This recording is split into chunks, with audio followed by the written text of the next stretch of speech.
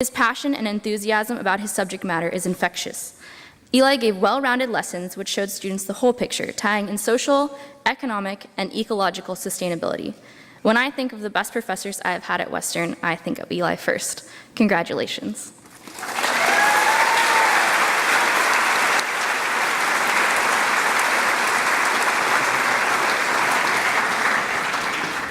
All right, it's a Huxley tradition to have a little dancing music at our celebration. This year, the homeschool boys are joining us. The boys are led by Huxley Environmental Science graduate Chandra Johnson, who put herself through school as a studio musician for Macklemore, Mary Lambert, and the Seattle Rock Orchestra. She wowed us all when in the middle of a school week, she appeared on David Letterman. She has pulled together some friends to play for us today. So here are the homeschool boys.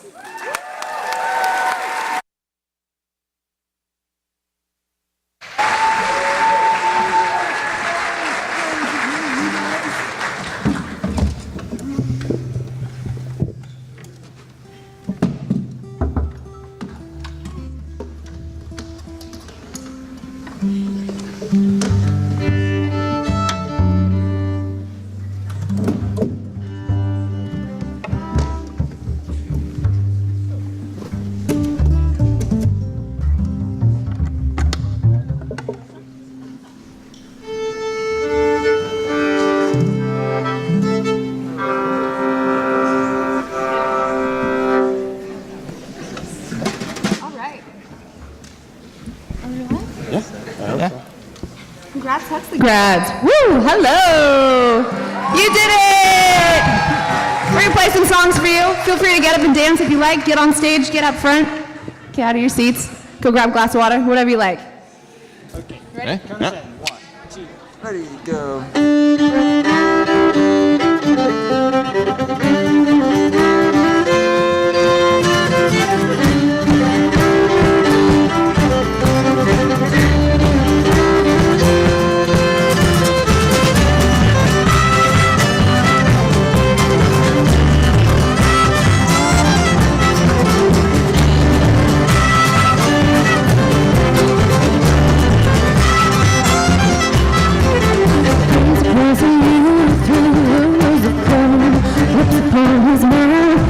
Sweet Sally, shame, heart just on the page, don't walk away.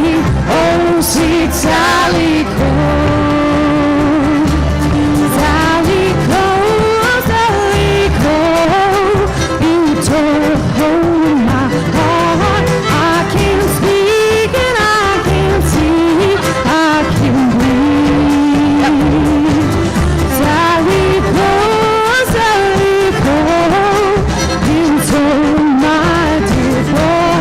All he does is look at you, Sally,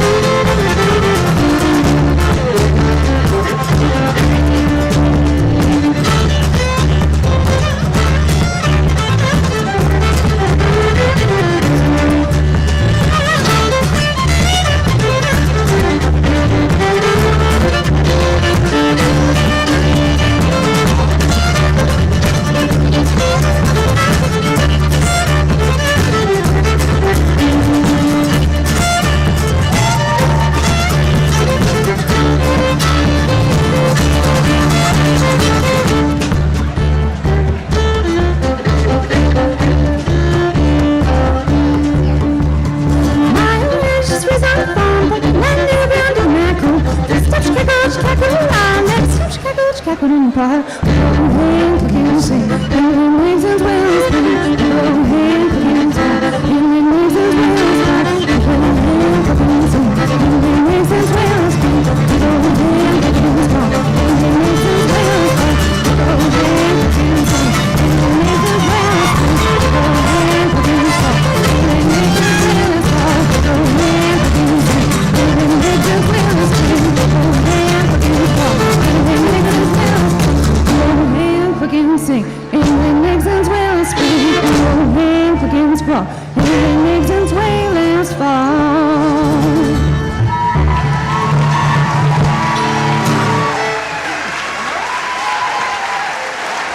Thanks, everyone. We got one more for you, even though the bridge fell off my instrument. If you want to keep dancing, this will be our last.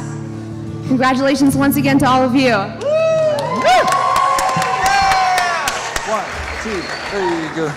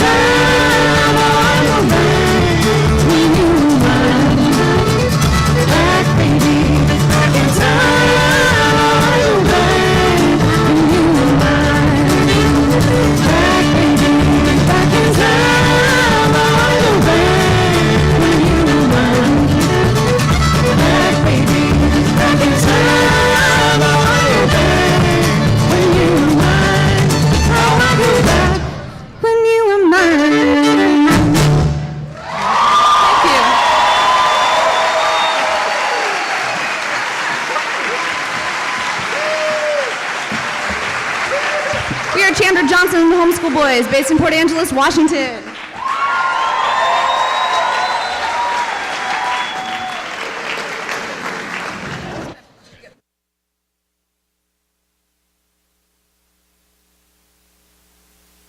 Oh, I don't think it's on.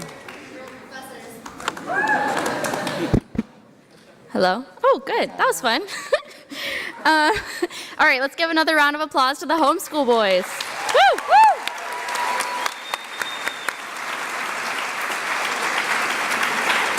Okay, now it is my honor to introduce this year's keynote speaker, Washington State Commissioner of Public Lands, Hillary Franz. Commissioner Franz administers the State Department of Natural Resources and its 1,500 employees, directs the management of over 5.6 million acres of state-owned lands, supervises DNR's wildlife protection on millions of acres of state and private forest lands, and chairs the state's Board of Natural Resources and the Forest Practices Board. Hillary is a third-generation farmer and small forest landowner, and she is the mother of 3 wonderful sons, whom she raised on a small historic farm, along with 12 sheep, 2 goats, 7 pigs, 3 cats, and 100 chickens. Please join me in welcoming Commissioner Franz to the stage.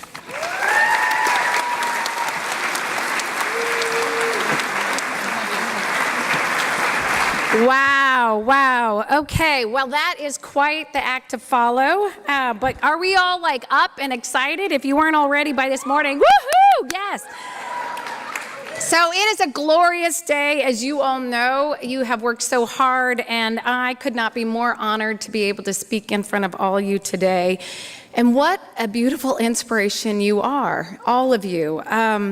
I want to start by thanking Dean Hollenhorst and the faculty for all of your leadership and commitment to education and to the students here. Thank you.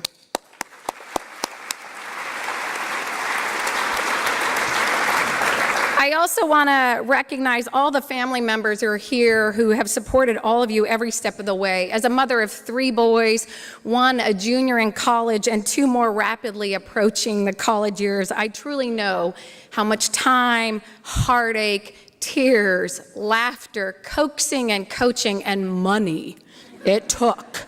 So thank you to all the family members. We are grateful for you raising the next generation of environmental stewards and leaders. Thank you.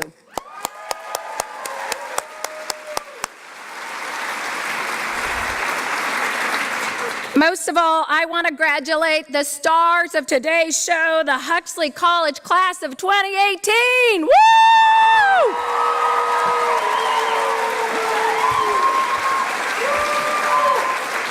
Largest class ever. Boy, you give us hope. Yes, what a bunch of overachievers, too. Thank you. You should all be very, very proud, and this is truly a milestone in your life. And I can only imagine the mix of emotions that you must be feeling at this moment, the joy, the unmistakable sense of utter relief, perhaps anxiety about what tomorrow brings. You all went through so much to make it through today, and a lot of coffee, caffeine, and what other substances you used to get here, we won't talk about. So when people give these kinds of speeches, they usually tell you all these kind of wise and heartfelt things. They have wisdom to impart. They have lessons to share. They tell you, change the world, make your mark. When you fall, get back up again. Dream and dream big. And you hear all this advice and wisdom, and then bam, life hits you. Reality sets in. You got bills, you got family, got kids, you got work. And my first piece of advice to you today is that dreams are important, but don't get lost in them or fret when it seems to be taking too long for them to come true, or when you feel like you've lost your path along the way. I had big dreams. I will tell you, when I was 8 years old, I fell in love with politics. I had a basic understanding that government, with the right leadership, can make progress on all of our world's greatest challenges: homelessness, education disparities, social and racial inequality, and environmental protection. And clearly at the age of 8, I had it all figured out. I was excited about this candidate, Ted Kulongowski, who was running for the Oregon Senate, a champion of economic and social equality and environmental justice. His vision of the world we could create inspired me. So I did what every normal 8-year-old does. I asked my father if I could go doorbelling. My father was thrilled because my dream before this was that I was going to be this Hollywood actress. And he realized that meant no money and waitressing. And so, of course, he agreed to walk me door to door every night in the midst of summer. And as I walked and talked to my neighbors about issues that mattered to them, it all clicked to me. And I developed my dream of being a politician, of being someone who made a difference in the world, a positive impact. And I know many of you may be saying, oh my, from a really early age, I was very misguided. But seriously, this was my big dream, and it's a dream that stuck with me. I even made a commitment to myself as I walked door to door at the age of 8. 1, I would never commit a crime, hence no underage drinking. 2, I would never do a drug, not even weed. And 3, I would promise never to find myself in a precarious situation that would end up on the nightly news. I may be one of the only politicians in America that has actually never inhaled, smoked, sniffed, or ingested. So you can pretty much see that at age 8, I signed up for the most boring teen, college, and after years. In fact, my comms team told me not to say this because it was a political liability at this point in time.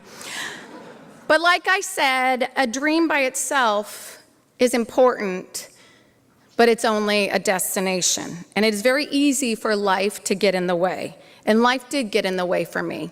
I had law school loans to pay. I had long hours of hard work at a law firm. And during my college's 10-year reunion, I find myself with 2 small children and a third on the way, very lost and confused about where my career was going and how was I really truly making a difference. What had happened to my dream? And so I found myself at the reunion walking into my college career development office. Yes, they still serve you 10 years later.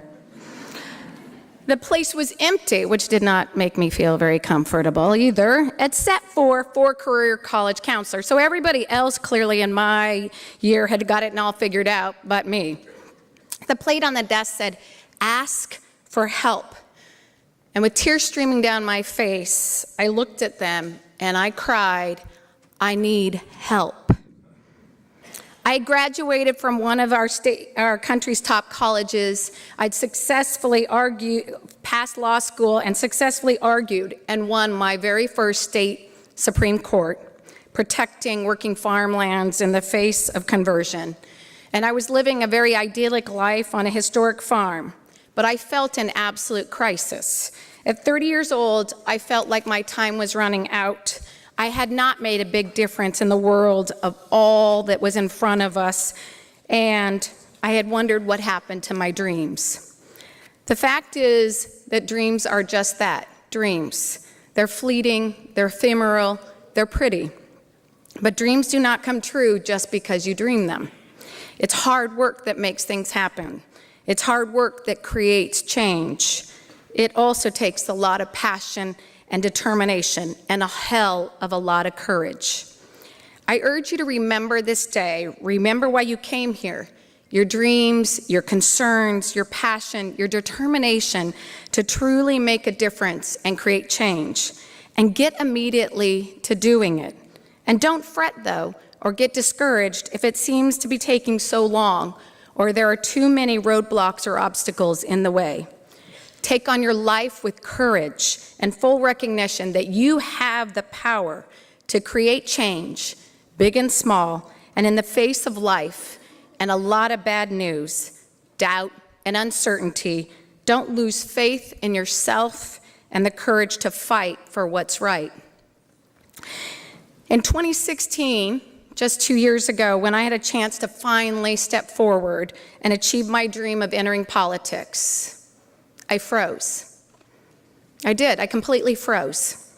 I was asked to run for Commissioner of Public Lands, one of 9 statewide elected positions, the second woman to ever serve in this position, managing a quarter of the state of Washington and leading the largest wildfire team in the state in one of the most pressing, challenges of our environmental time. And I froze. I spent 2 weeks from 7 a.m. to midnight each day on the phone talking with my closest friends and advisors, starting the day every morning with people talking me into it, and by the end of the day, I had talked myself completely out of it, only to wake up the next day and start the same routine again. So finally, fraught with so much anxiety and stress, I did tell my son, who was looking at college at this point in time and applying and thought he was in the most challenging period of his life, that no, trust me, it only gets better from here. I sat down and I scribbled on a napkin. I wrote down on one side all the cons of why I should not run. And I wrote down all the pros of why I should. And then I called a dear friend and mentor of mine to share. So the cons: I could lose, I could embarrass myself. The people who said I had no ability to win or do well in this job could be right. The pros: I could help make progress on the most critical issues of our lifetime: climate change, the conservation of working forests and farmlands, the protection of our waters and critical species, and help for our struggling rural economies. And my mentor said, this is so easy. The con list is all about you. It's about your fears. It's about your ego. This, Hillary, is not about you. This is about something larger than you, about making a difference in the world. The point is that dreams are important. They provide an outline of your passion, your values, your mind. But taking action and doing epic things, things that are in your heart and your soul, things that need fighting for, and things that will truly make a difference, that is the hard work. That takes courage amongst the disbelievers, the discontents, the discouragers. That takes determination, persistence, and it takes putting others and everything else above yourself. You are going into the world armed with all the knowledge and the critical thinking skills, and you are going to have to figure out what it means to be human on Earth at a time when every living system is declining. And the rate of decline is accelerating. Kind of an insane situation if you think about it.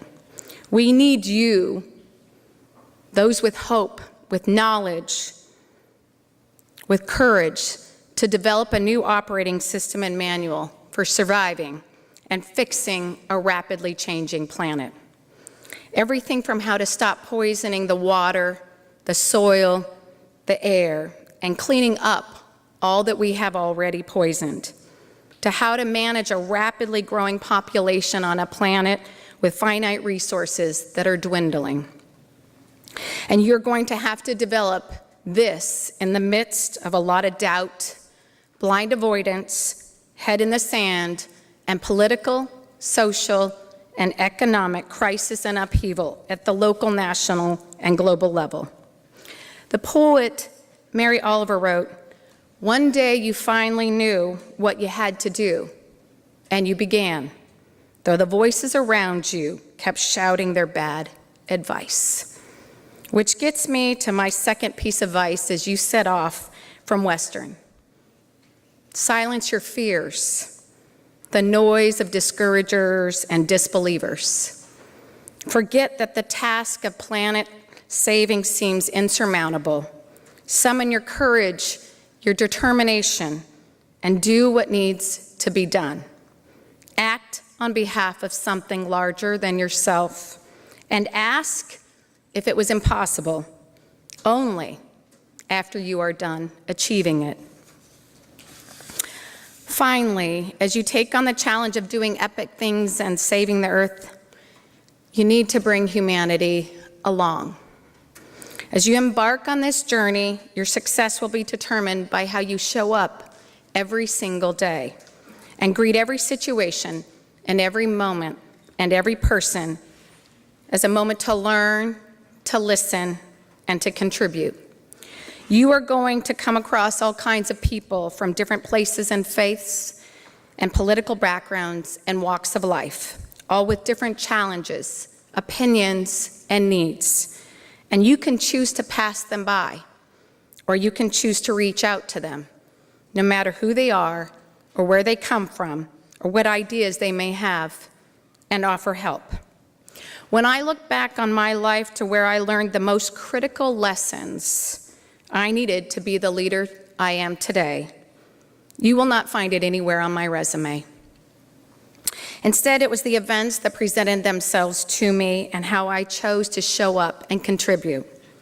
Whether it was working at a mental health center where I spent long hours providing counseling to patients suffering with mental health disorders ranging from depression and anxiety to schizophrenia and bipolar disease, or volunteering my assistance in representing victims of domestic violence and horrendous crimes, and then turning around and representing criminals seeking a second chance and parole. Or whether it was caring for my father for 6 years as he became mentally and physically incapacitated at the age of 65 at the hands of Alzheimer's. Through each of these experiences, I was reminded of how incredibly fortunate I was, and I practiced the importance of putting aside ignorance, judgment, and righteousness, and leading with patience, tolerance, understanding, and a profound sense of empathy. What our world needs now more than ever, on all fronts, is each of us choosing to use our status and influence to raise our voice on behalf of those who have no voice, whether it is people, plants, or wildlife. Each of us choosing to walk a day in the life of another without judgment, leaning in, listening, and truly trying to understand their challenges. Each of us choosing to find common ground rather than just standing firmly on our own ground. If you honestly engage with an open mind and an open heart, I guarantee you will learn something. Your mind and your heart will open.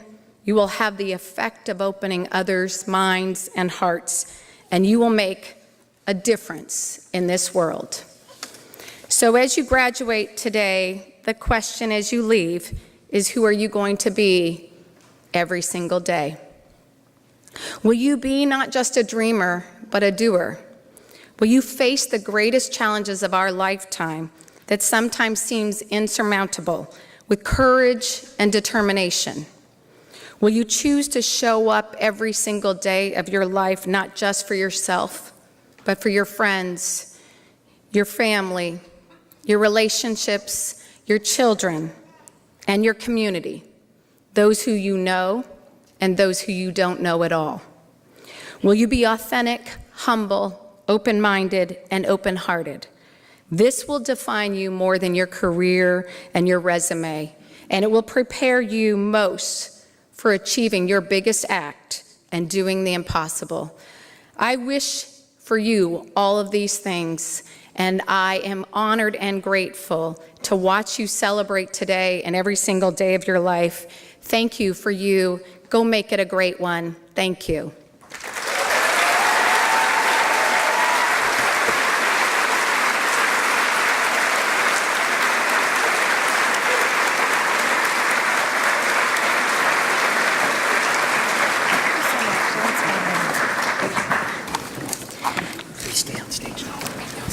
Thank you, Commissioner Franz, for those inspiring words and taking time out of your schedule to spend the day with us.